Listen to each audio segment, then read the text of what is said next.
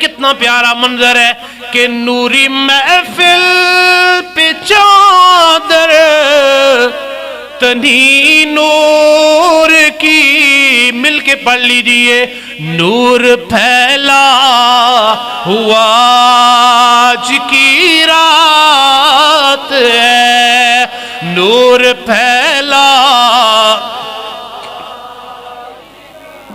رات ہے۔ اور کیا منظر ہے کہ چاندنی میں ڈوبے ہوئے دو جہاں، چاندنی میں ڈوبے ہوئے دو جہاں، کون جلوہ نماز،